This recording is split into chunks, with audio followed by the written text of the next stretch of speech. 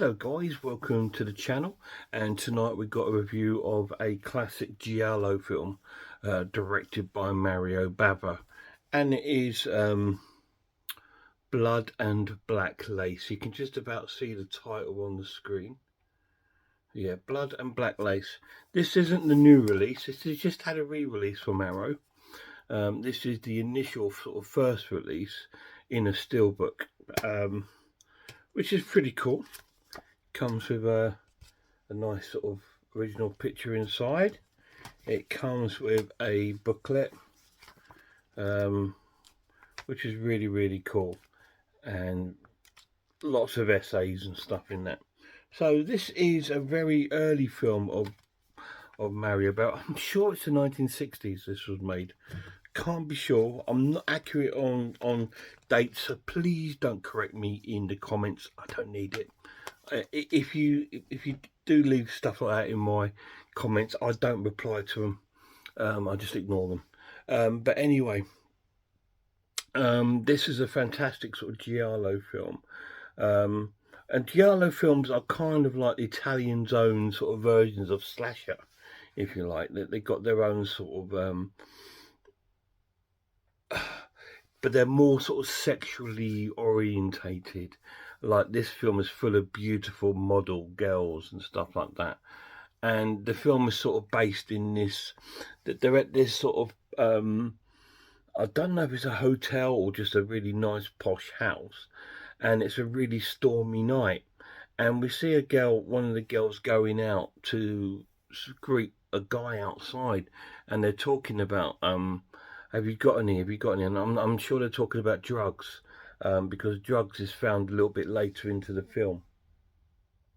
And he goes, no, I'll get some, Anyway, she goes back to the house, and there's like a big storm going on. And in a taxi pulls up at this house. I think the house is called Christine's or something like that. And this girl gets out called Isabella, and she starts making her way back to the house, but she's been followed by our typical giallo killer, who normally wears like almost like a bandaged face with a trilby and a black coat. And a lot of these giallo killers it was like that in the time, because it was like they didn't want you to discover who it was. Anyway, she's sort of been followed back to the house, and then she succumbs to our killer, who strangles her outside.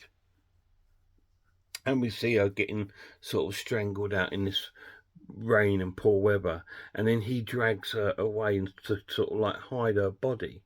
We then cut into the actual house, and we meet the woman who's like the organizer of the this sort of fashion show. They're ready to run a fashion show. That's why all these models are here, and she's a very beautiful woman, and she's talking to the girls, asking where Isabella here. She says she's always late, and if she does this one more time, she's going to get fired, and all this sort of thing. And we see that all the other girls preparing to sort of practice and rehearse for this fashion show. Anyway, the woman sort of like goes to a cupboard in the building, opens it, and then she finds the body. The body's been put in there of Isabella, and she's sort of like in a very bad way, and she sort of screams. And then Isabella's body gets taken away by the ambulance, and we meet our detective who's come there.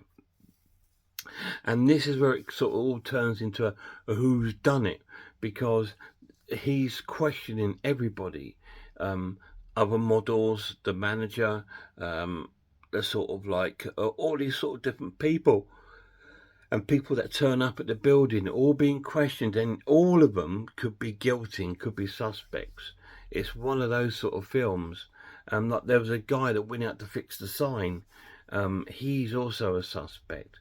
A guy arrives who's the fiance of one of the models. He's a suspect. And all this sort of little strange things being happening. And he goes and talks to this antique dealer who's supposed to be Isabella's sort of lover, and he's a suspect. And they find that Isabella had drugs on her, some cocaine, and so that whoever's been supplying them is a suspect.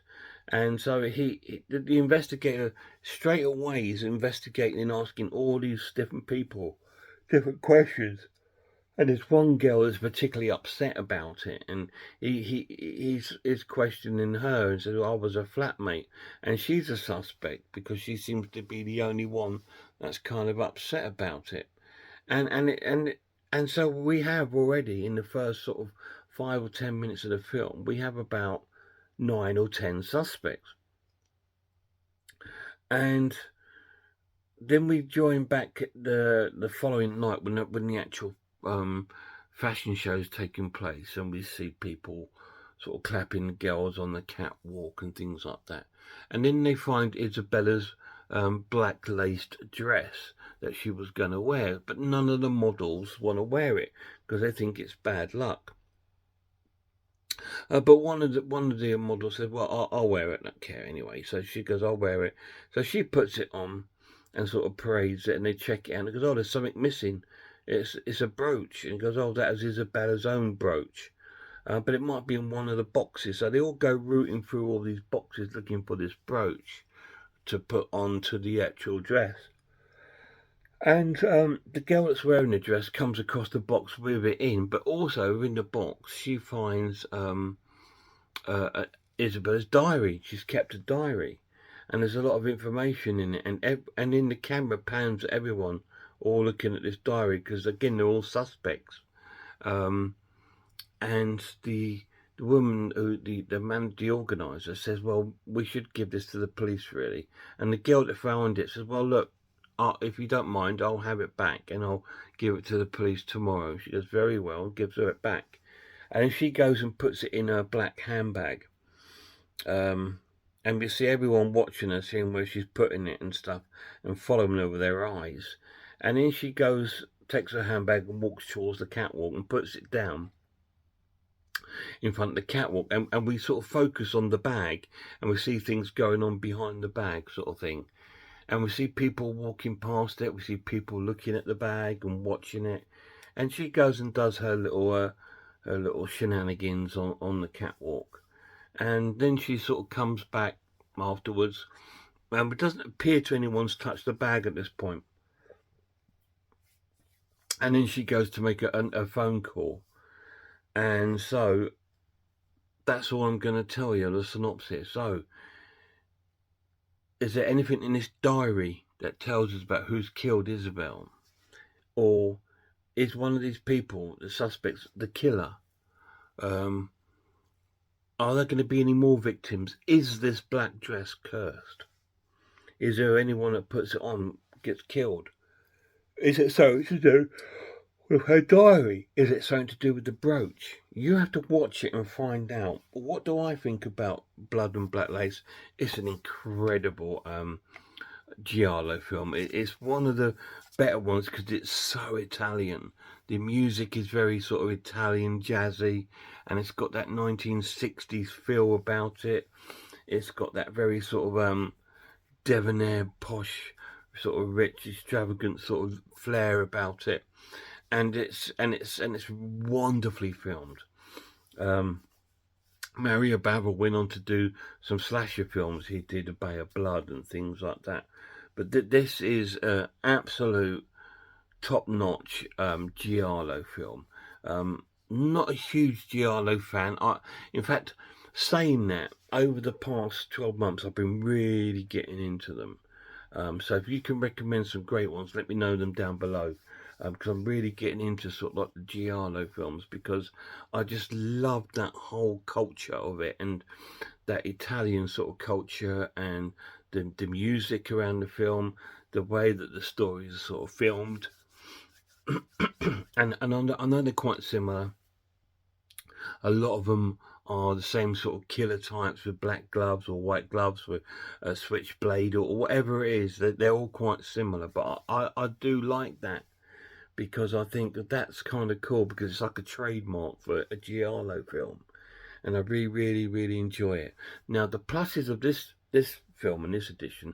The transfer is stunning. It looks amazing.